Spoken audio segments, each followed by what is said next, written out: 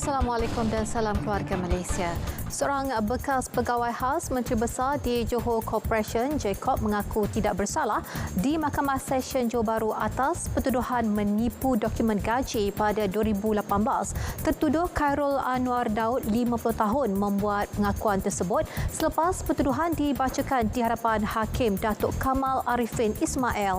Mengikut pertuduhan, dia melakukan penipuan dokumen slip gaji bernilai RM15,800 antara 26 Jun hingga 10 Julai 2018 di Jabatan Pengurusan Sumber Manusia Operasi Jacob di Menara Komta, Johor Bahru. Kes disiasat mengikut Seksyen 468 Kanun Kesiksaan yang memperuntukkan hukuman penjara maksimum 7 tahun berserta denda jika sabit kesalahan. Hakim menetapkan jaminan RM10,000 dengan seorang penjamin manakala pasport diserahkan kepada mahkamah. Tertuduh juga diminta melaporkan diri di Pejabat SPRM Johor Bahru setiap bulan. Mahkamah menetapkan 21 November sebagai tarikh sebutan semula kes dan serahan dokumen. Malaysia merangkul 2 anugerah dalam bidang sains dan teknologi nuklear di Vienna, Austria. Agensi Nuklear Malaysia menerima anugerah kerjasama serantau RCA kategori institusi, manakala anugerah projek RCA bagi kategori individu pula diterima pegawai penyelidik kanan di Agensi Nuklear Malaysia Dr. Ilham Mukriz Zainal Abidin. Kementerian Sains, Teknologi dan Inovasi memaklumkan Agensi Nuklear Malaysia dipilih kerana penglibatan aktif dalam 141 projek RCA, menganjurkan lebih 68 aktiviti RCA yang memberi manfaat kepada lebih 1,200 personel serta menyediakan 41 pakar teknikal kepada RCA. Sementara anugerah individu Dr. Ilham Mukriz terlibat secara aktif dengan projek RCA dalam bidang teknik ujian tanpa musnah NDT sejak 2012 dan menyumbang kepada promosi aplikasi NDT untuk struktur kejuruteraan awam dan juga perindustrian.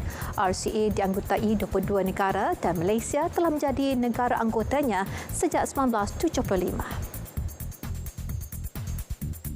Syarat kelaikan pendapatan isi rumah bagi permohonan skim bantuan sewa kediaman Sarawak kini dinaikkan kepada RM3,500 sebulan daripada RM2,131 sebelum ini. Ketua Pegawai Eksekutif Perbadanan Pembangunan Perumahan HDC Sarawak, Muhammad Asmat Ahmad, dalam satu kenyataan berkata kerajaan negeri telah memperuntukkan RM48 juta untuk skim itu dan ia dijangka memberi manfaat kepada kira-kira 20,000 isi rumah yang layak. Ia diharap dapat membantu meringankan beban keuangan ditanggung golongan berpendapatan rendah, terutamanya golongan miskin bandar. SRAS adalah skim bantuan sewa sebanyak RM200 sebulan selama 36 bulan atau 3 tahun maksimum.